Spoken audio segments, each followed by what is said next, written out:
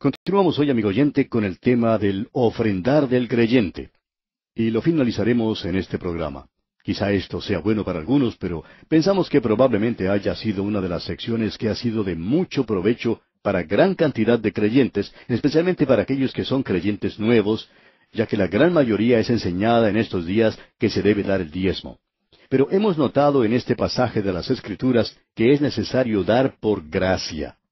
Eso es lo más destacado en este pasaje. Finalizamos en nuestro programa anterior en el versículo 5 de este capítulo 9 y vamos a continuar hoy con el versículo 6 que dice, Pero esto digo, el que siembra escasamente, también segará escasamente, y el que siembra generosamente, generosamente también segará. Pablo, cuando él había estado hablando con los ancianos de Éfeso, hizo una declaración bastante destacada. Allá en el libro de los Hechos de los Apóstoles, capítulo 20, versículo 35, dice, En todo os he enseñado que, trabajando así, se debe ayudar a los necesitados y recordar las palabras del Señor Jesús que dijo, Más bienaventurado es dar que recibir. En la forma en que Pablo habla de este dicho del Señor Jesucristo, da a entender que él estaba acostumbrado a decir esto. En otras palabras, era una expresión que el Señor Jesús usaba constantemente.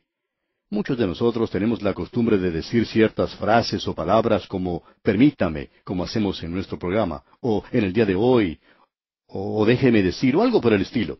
Se usa estas expresiones constantemente debido a la fuerza de la costumbre. Pero en realidad, Pablo quiere decir aquí que el Señor Jesús estaba en el hábito de decir que era más bienaventurado dar que recibir. Ahora quizá esto no tenga el mismo impacto que tenía en la forma en que lo decía el Señor Jesucristo, y aunque se repite muy a menudo, no se practica mucho. Cuando él dijo que era más bienaventurado, en realidad lo que estaba diciendo era que uno podía ser más feliz. Lo hará usted más feliz, amigo oyente, el dar que recibir. Esa es la prueba verdadera para usted y para mí en la actualidad. ¿Cómo le afecta a usted el dar? ¿Da usted o siembra escasamente? ¿Es así como da usted? Él nos dirá dentro de unos momentos cómo tenemos que dar. Cualquier agricultor hoy pudiera decir, bueno, he sembrado una gran cantidad de semillas el año pasado en esta parcela de tierra y me dio una cosecha bastante abundante. Este año no tengo necesidad de gastar tanta semilla, por tanto voy a utilizar solo la mitad. Quiero ahorrarme un poco de semillas. Pero aquí se nos dice que el que siembra escasamente, también segará escasamente. Y el que siembra generosamente, generosamente también segará. Y creemos que el predicar, el dar la palabra de Dios es una cosa maravillosa. El autor de estos estudios bíblicos, el doctor J. Vernon McGee, contaba que su padre había muerto en un accidente en una desmontadora de algodón y que fue sepultado cerca de la ciudad de Oklahoma, en los Estados Unidos. Y era la costumbre en esos días que cuando alguien moría, los vecinos ayudaban a la familia enviándole comida. Dijo que él nunca olvidó de toda la comida que su familia recibió en esa ocasión. Él se encontró con una amiga de esos tiempos y ella le dijo, yo todavía recuerdo cuando era pequeña que mi mamá preparó gran cantidad de comida y se la llevó a su casa. Nunca pensé que años más tarde lo podría escuchar a usted hablar por radio. Nosotros les dimos a ustedes comida física y ahora usted nos da comida espiritual. Pues bien, ellos no sembraron escasamente y por eso ellos ahora estaban cosechando abundantemente, porque ellos fueron muy generosos en esos días. Y pensamos que una de las razones por la cual muchos de nosotros somos pobres hoy es porque somos muy mezquinos cuando estamos tratando con el Señor. Luego Pablo continúa diciendo en el versículo 7 de este capítulo 9 de su segunda epístola a los Corintios, Cada uno dé como propuso en su corazón, no con tristeza ni por necesidad, porque Dios ama al dador alegre. Ahora, amigo oyente, en lo profundo de su corazón, ¿cree usted que debería dar? Pues bien, así es como se debe hacer. Dice este versículo que cada uno dé como propuso en su corazón. Pero notemos, aquí está la prueba. Hay que hacerlo no con tristeza. Eso es algo muy importante que debemos notar. Nosotros no tenemos que dar y luego quejarnos o quedarnos tristes. ¿Qué es lo que quiere decir con esto? Dios no quiere ni un centavo suyo, si usted prefiere guardárselo para usted mismo. En otras palabras, si usted dice, bueno, yo soy un oficial en la iglesia y es mi responsabilidad el dar. O yo soy un miembro de la iglesia y siento que tengo que dar, tengo esa responsabilidad. Quizá la iglesia le diga eso, y también lo diga el pastor muchas veces, que es su iglesia y que debería apoyarla. Pero Dios no le está diciendo eso, amigo oyente. Dios dice que si usted le va a dar tristemente o quejándose, que mejor es que no le dé. Dios dice que Él no quiere eso. Y no creemos que Dios llegue a usar ese dinero tampoco. Luego Pablo continúa diciendo algo más. Ni por necesidad, dice. Él no quiere nada, a no ser que usted lo esté dando voluntariamente y con alegría de corazón también. Dios quiere que usted le dé de esa manera, que lo dé gozosa y libremente. Ahora alguien quizá diga, bueno, tengo que dar porque todos los demás lo están haciendo y si yo no lo hago, pues no quedaría bien. Eso, amigo oyente, es dar por necesidad. Dios no quiere que lo haga así. Dios dice que no debemos dar con tristeza ni por necesidad. ¿Por qué? Porque Dios ama al dador alegre. Usted se puede dar cuenta que la parte más feliz de una reunión es esa. Hemos notado que en muchas iglesias, cuando se ha terminado de reunir la ofrenda, todos se levantan y cantan un himno de alabanza, la doxología. Y pensamos que eso es algo maravilloso. Sin embargo, pensamos que se debería cantar ese coro que habla de las bendiciones de Dios antes de pasar la ofrenda. Que todos se pongan de pie y que canten esto por dos razones. Para que puedan tener la correcta actitud de dar, es decir, de dar gozosamente al Señor, y también para que puedan poner sus manos en los bolsillos y sacar el dinero para la ofrenda cuando están parados. Creemos que eso es lo importante. Ahora él está diciendo aquí que Dios ama al dador alegre. Y si usted no es un dador alegre, amigo oyente, Dios dice que mejor es que no dé.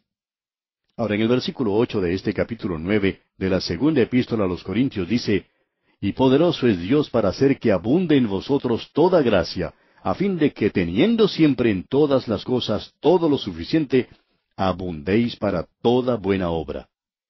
No conocemos a nadie que se haya ido a la bancarrota por haber dado demasiado a la obra del Señor. Quizá haya personas así, pero no hemos conocido a ninguna en realidad. Dios lo va a bendecir, eso es lo que dice. Y no creemos que todas las bendiciones sean siempre materiales. Pensamos que muchas personas opinan de esa manera y quieren que Dios lo haga así, pero no creemos que eso suceda. Él ha prometido bendecirnos con toda bendición espiritual. Y luego dice el versículo 9, como está escrito, repartió, dio a los pobres. Su justicia permanece para siempre. En otras palabras, Dios es quien quiere que hagamos eso porque Él es Dios y es un Dios justo.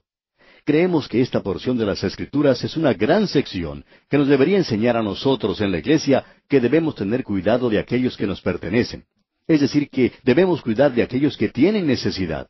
Debemos compartir con aquellos que no tienen tanto como nosotros. ¡Qué oportunidad magnífica para usted y para mí la de poder compartir con los pobres!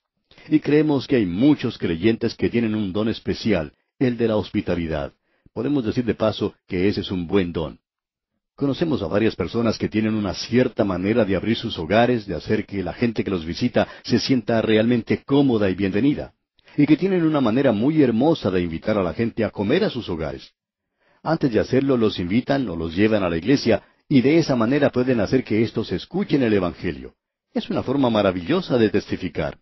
Pero eso también es básicamente ser bueno con personas que no tienen mucho compañerismo o comunión.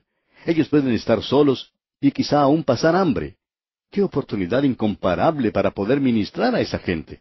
De eso es precisamente de lo que Pablo está hablando aquí. Ahora, en el versículo 10 de este capítulo 9, dice Pablo, y el que da semilla al que siembra, y pan al que come, proveerá y multiplicará vuestra sementera, y aumentará los frutos de vuestra justicia. Usted se puede dar cuenta que el agricultor no se preocupa cuando sale a sembrar grandes cantidades de semilla, porque él espera conseguir una abundante cosecha. Así que no tema usted, amigo oyente, en dar para la obra del Señor. En cierta ocasión, un pastor tuvo que intentar darle ánimo a un joven. El joven había aceptado a Cristo como su Salvador recientemente, y el pastor tuvo que darle ánimo para que no diera tanto. Ahora usted quizá piense que esto es algo raro, pero este joven en realidad estaba dando demasiado. Y el pastor tuvo que decirle que él no estaba guardando lo suficiente para alimentar y cuidar a su propia familia. El pastor le dijo que sería peor que un incrédulo si él no cuidaba primero a su familia. La familia viene primero, y luego uno puede participar de su generosidad. Pero no tiene que hacer que su familia padezca las necesidades de esta vida. En otras palabras, no creemos que Dios quiere que uno sea un extremista en cosas como esas. Creemos que eso es algo donde uno debe utilizar un buen sentido común y un juicio consagrado para poder dar de una manera inteligente. Y luego Pablo dice en el versículo 12 de este capítulo 9, porque la administración de este servicio no solamente suple lo que a los santos falta, sino que también abunda en muchas acciones de gracias a Dios. Podemos apreciar aquí que esta forma de dar causará que mucha gente le dé gracias a Dios por usted y Dios recibe entonces la gloria. Ahora el versículo 13 dice, pues por la experiencia de esta administración glorifican a Dios por la obediencia que profesáis al Evangelio de Cristo y por la liberalidad de vuestra contribución para ellos y para todos. Ellos le agradecen, le dan gracias a Dios por usted. ¿Cuántos misioneros en la obra del Señor le están dando gracias a Dios por usted, amigo oyente? Estando de visita en el campo misionero, uno de los misioneros habló de unas personas que el visitante conocía y dijo, ellos han sido tan generosos con nosotros, gracias a Dios por ellos. Ellos estaban dando gracias a Dios por la generosidad de estas personas. Amigo oyente, ¿le está dando gracias a Dios alguna persona por su generosidad? Deberían hacerlo. Eso es lo que Pablo está diciendo.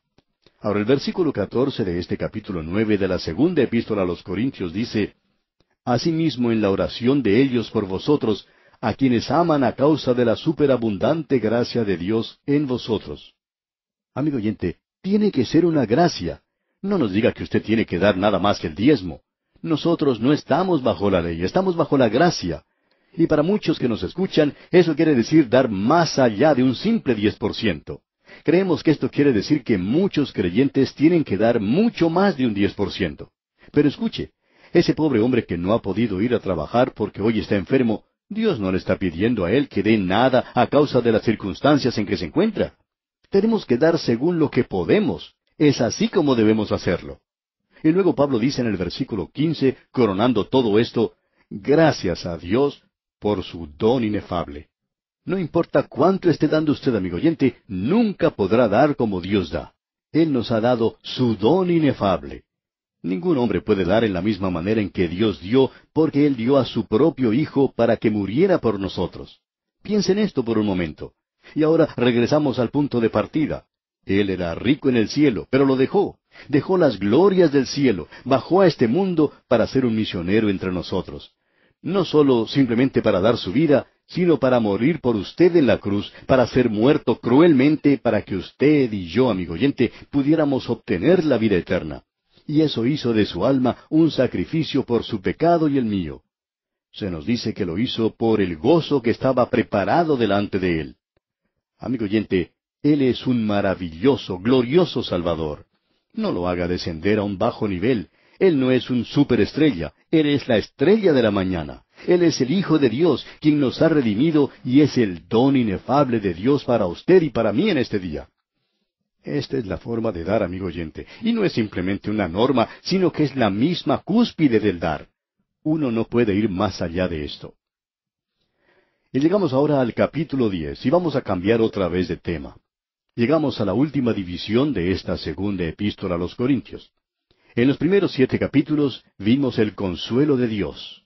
Luego, en los capítulos 8 y 9, estaba la colecta para los pobres en Jerusalén.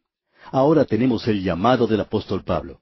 Usted encontrará a Pablo en esta sección abriendo su corazón, su gran corazón lleno de amor, su corazón como misionero y como ser humano. Vamos a encontrarnos aquí con un hombre como el que usted no ha encontrado igual antes, a no ser que ya haya estudiado esta porción de las Escrituras, porque él ha entrado aquí a una sección en la cual va a defender su apostolado. En el capítulo 10 tenemos la autenticación del apostolado de Pablo. En el capítulo 11 tenemos la vindicación del apostolado de Pablo y en el capítulo 12 veremos la revelación del apostolado de Pablo. En los primeros 10 versículos del capítulo 13 tenemos la ejecución del apostolado de Pablo. Y luego, en una sección que comprende los versículos 11 al 14, tenemos la conclusión del apostolado de Pablo. Esta es una gran sección a la cual nos estamos acercando y no creemos que haya nada en toda la palabra de Dios que se pueda comparar con esto porque aquí tenemos al gran apóstol abriendo su gran corazón lleno de amor, y su corazón no se abre de esta misma manera en ningún otro lugar de la palabra de Dios. Tenemos en primer lugar en el capítulo 10 la autenticación del apostolado de Pablo. Esta es una gran sección a la que estamos entrando. Escuche lo que él dice aquí en el versículo 1 de este capítulo 10 de su segunda epístola a los Corintios. Yo, Pablo, os ruego por la mansedumbre y ternura de Cristo, yo que estando presente ciertamente soy humilde entre vosotros, mas ausente soy osado para con vosotros. Pablo está hablando de la mansedumbre y de la ternura de Cristo. Cuando el Señor Jesucristo estuvo aquí en esta tierra, Él era un carpintero y trabajaba con el martillo, con el serrucho, y sabía de todo lo relacionado con este oficio. Él construyó muchas cosas en su taller de carpintería en Nazaret. Él ocupó un lugar bajo en la tierra para poder exaltarnos a nosotros a las alturas más sublimes. Él lo hizo por medio de su mansedumbre y su ternura. Él era manso, tierno, humilde. Los de su época hicieron esta pregunta: ¿no es este el hijo del carpintero? Él es un carpintero nada más. Pero él, amigo oyente, era mucho más que un carpintero. Ese es el mismo problema de nuestros días. Hay mucha gente que está tratando de rebajar al Señor Jesucristo a un nivel bajo como el de un taller de carpintería. Y permítanos, amigo oyente, dejar bien en claro que no estamos menospreciando a aquel que trabaja en ese oficio. Pero tenemos que afirmar que Él, es decir, el Señor Jesucristo, no está en un taller de carpintería hoy en día. Él es el hombre en la gloria a la diestra de Dios, y usted no lo puede hacer descender a un nivel bajo. Pablo había dicho anteriormente en el capítulo 5 de esta misma segunda epístola a los Corintios: y aun si a Cristo conocimos según la carne, ya no le conocemos así. Amigo oyente, Él es el Cristo glorificado. Ahora Pablo comienza este capítulo 10 diciendo: por la mansedumbre y ternura de Cristo. Y el problema que lo indujo a escribir estas palabras había sido este. Pablo había llegado a Corinto y él no dependía de nadie y no quería depender de ninguna persona o iglesia. Él había llegado a una zona de la ciudad, al mercado, digamos, y se había dedicado a la elaboración de tiendas. Él al trabajar había sudado en sus ropas, o sea que él había transpirado. Sus manos se ensuciaban con el trabajo. Y al mismo tiempo que él había estado trabajando con sus manos, él había estado hablando con las multitudes. Y la gente de Corinto decía: él no es un apóstol, él está haciendo tiendas. Por tanto, no es una persona muy importante. Es simplemente un hombre ordinario. Pues bien, amigo oyente, él era un hombre ordinario, pero también era un apóstol. Pensamos que es trágico en nuestros días, y quizá algunas personas se den por ofendidas, pero es trágico que haya muchos que crean que es necesario vestirse con algunas ropas especiales para probar que uno es un ministro del Señor Jesucristo.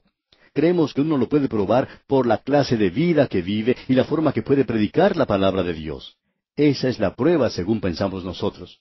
Ahora, el apóstol Pablo, cuando uno lo observa, era tal cual los demás hombres. Quizá él sea considerado debajo de los demás por la clase de trabajo que hacía con sus manos. Pero él podía decir: os ruego por la mansedumbre y ternura de Cristo. Yo soy como el Señor era cuando estaba aquí en la tierra. Cuando estoy entre ustedes, soy el más humilde de todos.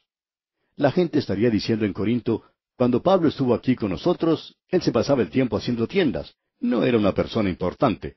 Miren ahora de la forma en que nos escribe. Nos está acusando, nos está escribiendo de una manera muy osada. ¿Quién se piensa él que es?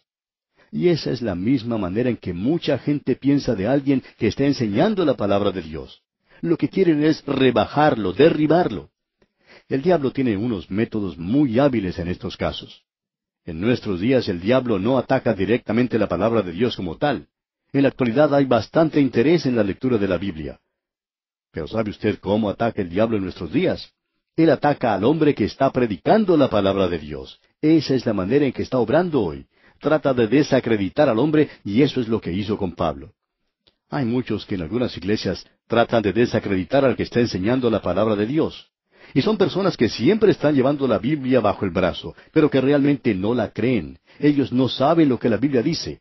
Aparentemente nunca la han estudiado, pero siempre persiguen al que así lo hace. La persona que no se acomoda a ese grupo y que no hace las cosas que esa clase de gente quiere que haga, entonces tiene problemas si predica directamente la palabra de Dios. Pues bien, ese es el método que utiliza el diablo en el presente. Y Pablo está usando esa base para hablarles. Él dice en el versículo 2 de este capítulo 10, ruego pues que cuando esté presente no tenga que usar de aquella osadía con que estoy dispuesto a proceder resueltamente contra algunos que nos tienen como si anduviésemos según la carne. Él les dice: porque estuve haciendo tiendas, me ensucié las manos y sudaba, Ustedes pensaban que estábamos andando según la carne, pero no es así. Y luego dicen los versículos 3 y 4, pues aunque andamos en la carne, no militamos según la carne, porque las armas de nuestra milicia no son carnales, sino poderosas en Dios para la destrucción de fortalezas. Y él va a hablar entonces de las armas secretas para la lucha espiritual. Pero eso lo veremos en nuestro próximo programa, Dios mediante, porque nuestro tiempo por hoy ha tocado ya su fin.